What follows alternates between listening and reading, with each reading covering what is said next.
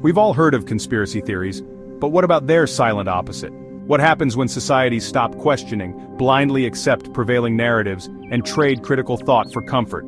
This is what we'll call conformity theory, the uncritical adoption of ideas, systems, or norms. Today, we dissect why humans conform, how it shapes politics and daily life, and what we can do to break free. This is not an ideology, it's an invitation to collective realization. A closer look at how the people's story can be overshadowed by those in power.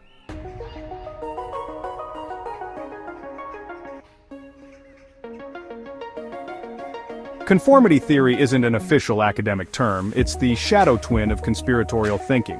Where conspiracy theories might reject mainstream narratives, conformity theory embraces them without scrutiny.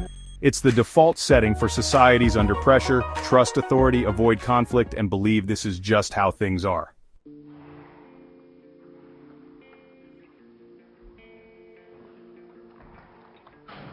Confucius, 551 to 479 BCE, taught that when rulers model ethical behavior, the people naturally follow, creating a harmonious society. Yet he also acknowledged that true virtue can arise from individual conscience, reminding us that following the rules must never replace moral judgment. Mencius, 372 to 289 BCE, another Confucian thinker, warned that oppressive governments drive people to harmful norms, illustrating that social structures can nurture or distort our innate goodness. Ibn Khaldun, 1332 to 1406, described asabiyyah, or group solidarity, as a cement for communal identity. But too much solidarity can become rigid conformity. Once a dynasty or group is firmly established, dissent and innovation often wither, absorbed or silenced by the collective. Gandhi, 1869 to 1948, is famed for nonviolent resistance, but he also critiqued blind adherence to oppressive laws. He stressed moral courage. If you see injustice, refusing to conform is not just an option, it's a responsibility. This resonates with countless protests worldwide, where standing apart from the crowd can spark real change. In Pedagogy of the Oppressed, Freire argued that an education system built on rote learning breeds passive acceptance. By discouraging critical thought, society perpetuates the banking model, where students simply absorb what's given. Freire believed genuine liberation arises only when we question social norms and power relations, an antidote to conformity. Fanon, in works like Black Skin, White Masks, revealed how colonized peoples internalize oppressive norms. He showed that systemic power compels individuals to conform to imposed identities. Real freedom for Fanon meant breaking from these molds to reclaim one's agency and authenticity. Ali Shariati encouraged believers to challenge blind allegiance to clerical or political authority. He promoted a self-aware, dynamic Islam that resists any form of oppressive conformity. For Shariati, faith without critical engagement is just another tool of control. Kazuo Mori's innovative Mori technique in conformity experiments expanded on Solomon Asch's classic studies, revealing that group pressure to conform transcends cultural boundaries. Different contexts might shift our motivations, but the tendency to align with the group remains a universal human trait.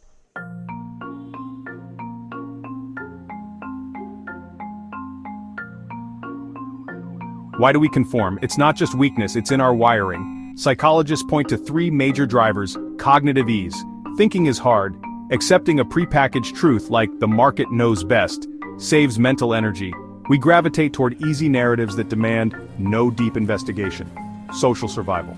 Fitting in feels safer than standing out. In Solomon Asch's famous experiments, participants knowingly gave the wrong answer just to align with the group. Fear of exclusion can trump obvious truth, system justification. Even when the system hurts us, we cling to its stability. It is what it is. The status quo, no matter how flawed, often seems preferable to uncertainty.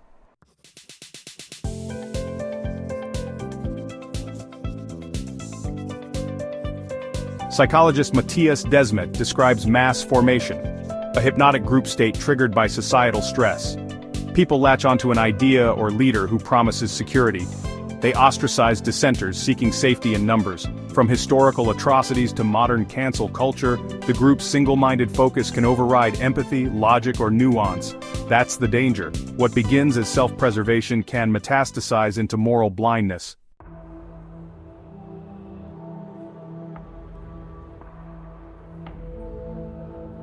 Power structures, governments, corporations, media use framing to manufacture consensus.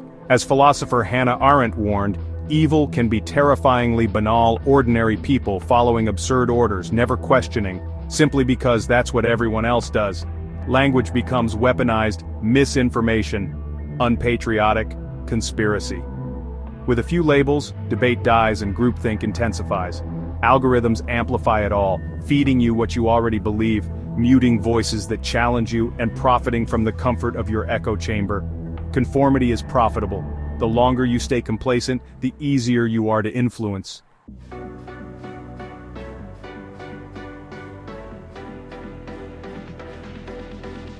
This isn't just personal, it's systemic.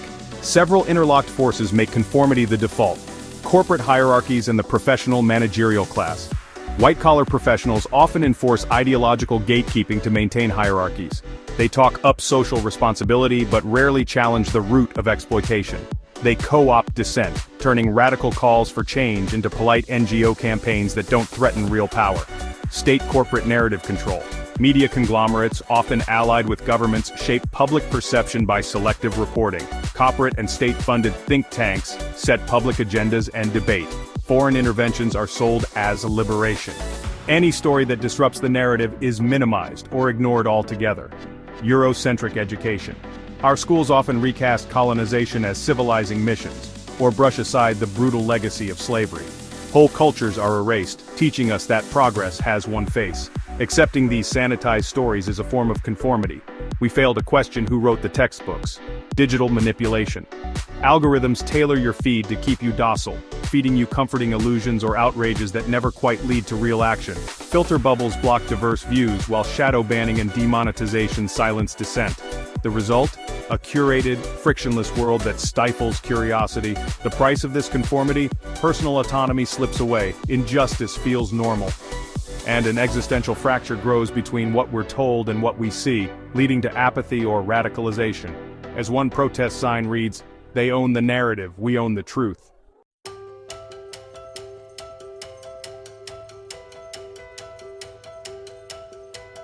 Conformity can be undone, but only if we deliberately push back.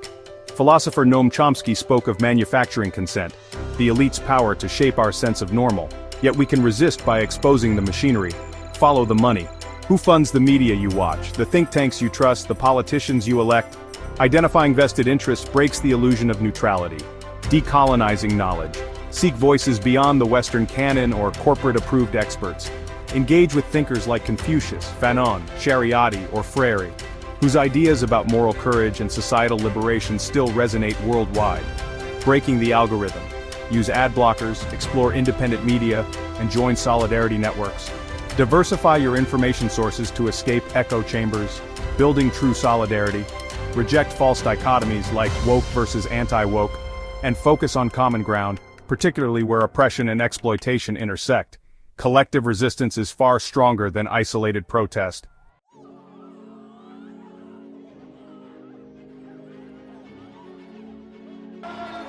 Uncritical conformity upholds injustice and undercuts our power to imagine a better world.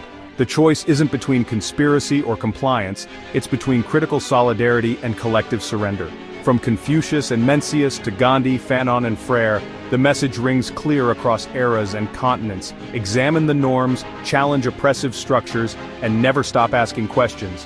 Because once we see how conformity is woven into our institutions, our technology, and even our minds, only then can we truly break free. Together, we can reclaim our stories from those in power, and that collective awakening is the real path to a more just, humane future.